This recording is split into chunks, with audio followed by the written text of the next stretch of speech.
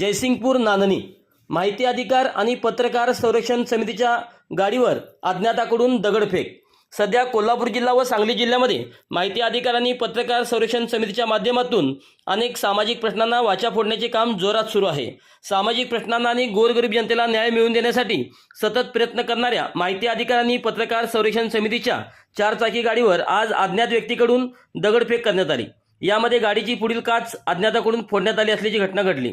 सदर घटना ही आज भैरववाडीकडून नांदणीकडे जात असताना नांदणीमधील रस्त्यालगत असणाऱ्या स्मशानभूमीजवळ ही घटना घडली। माहिती अधिकार आणि पत्रकार संरक्षण समितीचे सर्व पदाधिकारी यांनी स्मशानभूमीच्या शेजारी असणाऱ्या एका झाडाखाली सावलीमध्ये आपली 4 चाकी गाडी उभी केली होती आणि हातपाय धुण्यासाठी नदीपात्रात गेले असता जोरात आवाज आला। आवाज ऐकून पळत येऊन पाहिले असता गाडीची पुढील काच पूर्णपणे फुटली असल्याचे दिसून आले।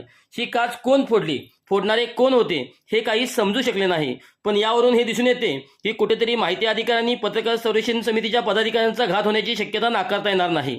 माहिती अधिकार आणि पत्रकार संरक्षण समितीचे उद्या महाराष्ट्रामध्ये सुप्रसिद्ध असणाऱ्या गणेश बेकरी विरोधात गणेश बेकरीच्या दारामध्ये आमरण उपोषण करणार आहेत।